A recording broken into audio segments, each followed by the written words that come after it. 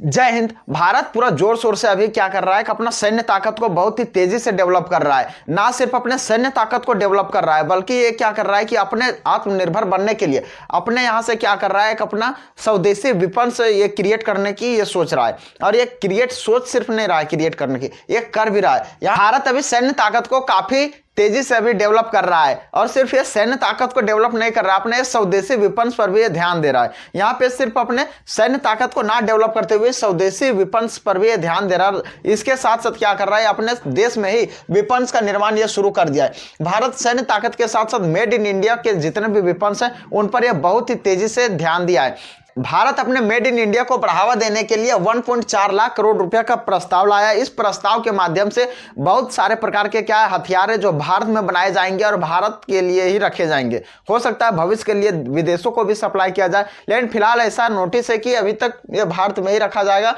Bharat made in India को बढ़ावा देने के लिए 1.4 लाख करोड़ रुपए का प्रस्ताव लाया है। इस प्रस्ताव के माध्यम से भारत मेड इन इंडिया में विपन्स को बहुत ज्यादा मात्रा में बनाना चाहता है और अपना देश के लिए अब दूसरे देशों से विपन्स ना मंगाकर अपने देशों में ये क्रिएट करना चाहता है। इस 1.4 लाख करोड़ रुपए के प्रस्ताव में तेजस फाइटर जेट शामिल है और भी बहुत सारे हेलीकॉप्टर शामिल है, जिसके तहत 55,000 करोड़ रुपए का सिर्फ और सिर्फ क्या कर रहा है, लागत से सिर्फ 97 तेजस फाइटर जेट। 2022 में क्या किया था कि 47,000 करोड़ रुपए की लागत से 83 तेजस फाइटर जेट का ये ऑर्डर कर चुका है। उनको इंक्लूड करके अभी कुल मिला के क्या है कि अभी लगभग 180 तेजस फाइटर जेट को टोटल बनाना है, ये 83 इंक्लूड करके। फिलहाल एयरफोर्स के पास कुल हम लोगों के पास जो ये फाइटर जेट है वो सिर्फ 31 है।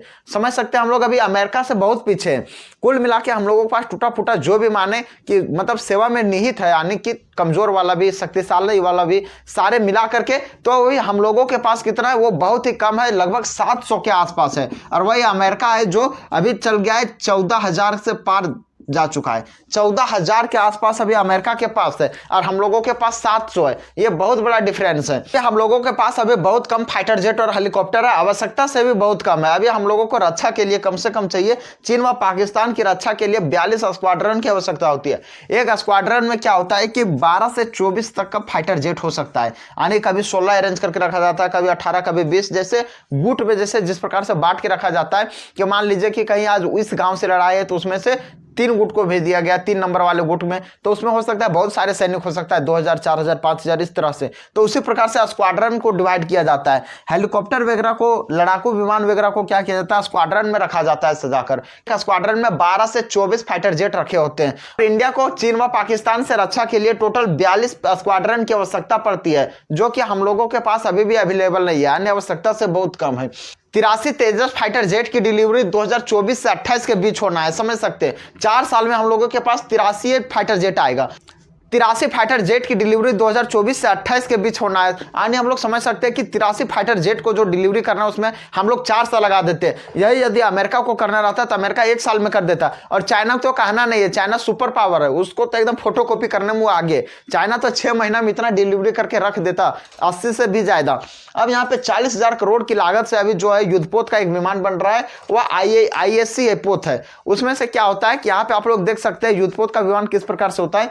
ये इसमें रनवे सारा कुछ होता है, हेलीकॉप्टर वगैरह भी उड़ सकता है, यानी चलता हुआ समझ लीजिए कि ये क्या शहर है, बहुत बड़ा इसमें से एरिया होता है। हालांकि ये फिगर में देखने में छोटा लग रहा है। इसमें से क्या हो रहा है कि ये कोची पोर्ट पर अभी तैयार किया जा रहा है 40,000 करोड़ रुपए की लागत से। 8 से 10 साल कुल लग जाएंगे बनाने में, लेकिन यही यदि अभी रसिया इसको बनाता है, अब रसिया बनाने में इसको 2 साल में बना के फिनिश कर देता, 3 साल में। अब मैं ऐसा इसलिए कह रहा हूं क्योंकि आप लोग के मन में एक सवाल उठता होगा कि सर इसको रसिया क्यों बनाएगा, अमेरिका क्यों नहीं बनाएगा। अमेरिका ये सब मामलों में थोड़ा धीमा है। अमेरिका जो ऊपर उड़ने वाला होता है ना उस सब में ज्यादा बनाता है, रसिया जो नीचे पानी में जो चलने वाला होता है ना उस सब में ज्यादा बनाता है।